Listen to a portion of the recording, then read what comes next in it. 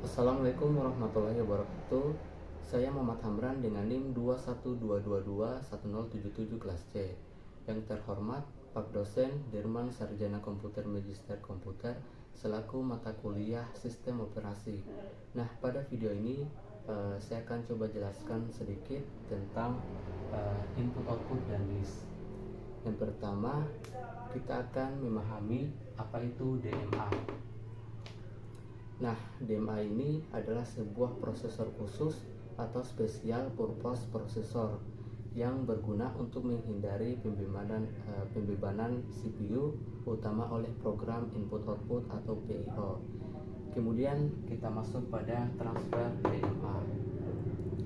Nah, transfer DMA ini untuk langkah-langkahnya, yang pertama, prosesor menyiapkan DMA transfer dengan menyediakan data-data dari device operasi yang akan ditampilkan alamat memori yang menjadi sumber dan tujuan data dan banyaknya bit yang ditransfer.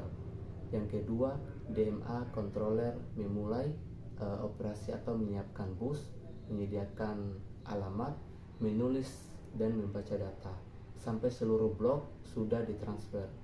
Nah, yang ketiga, DMA controller menginterupsi prosesor, di mana selanjutnya akan ditentukan tindakan berikutnya. Nah, kemudian yang kedua, kita masuk pada cara-cara transfer DMA.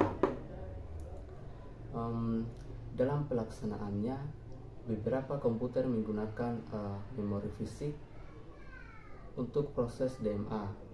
Nah, sedangkan jenis komputer lain itu menggunakan alamat virtual dengan melalui tahap penerjemahan dari alamat memori virtual menjadi alamat memori fisik. Hal ini disebut Direct Virtual Memory Address atau DVMA.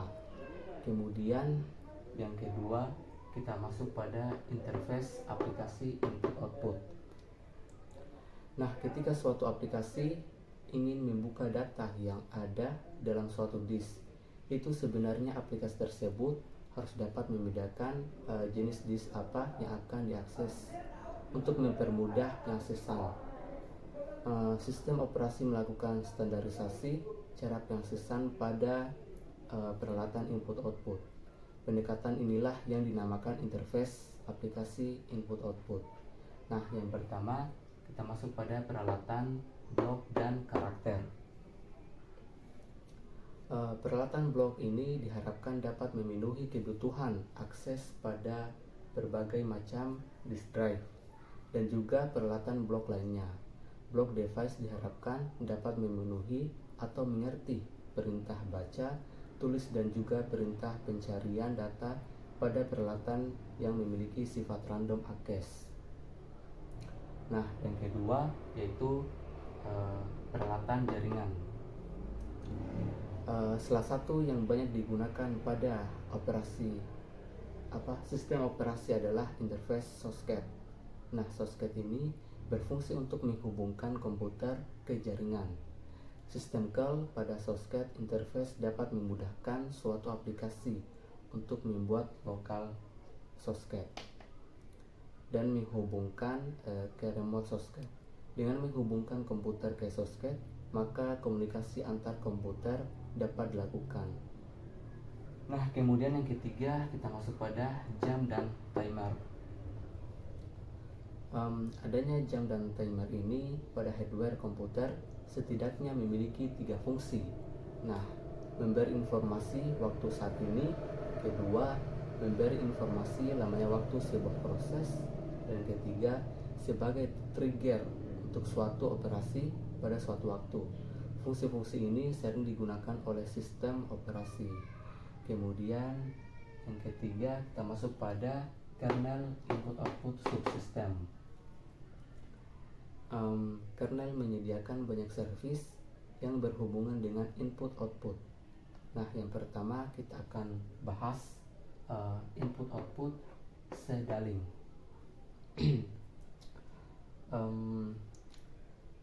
Sedaling ini dapat meningkatkan kemampuan sistem secara keseluruhan, dapat membagi device secara rata di antara prosesor-prosesor dan dapat mengurangi waktu tunggu rata-rata untuk menyelesaikan input output. Nah, kemudian yang kedua ada buffering. Buffer ini ialah area memori yang menyimpan data ketika mereka sedang dipindahkan antara dua device atau antara device dan aplikasi. Nah, kemudian yang ketiga yaitu ada caching.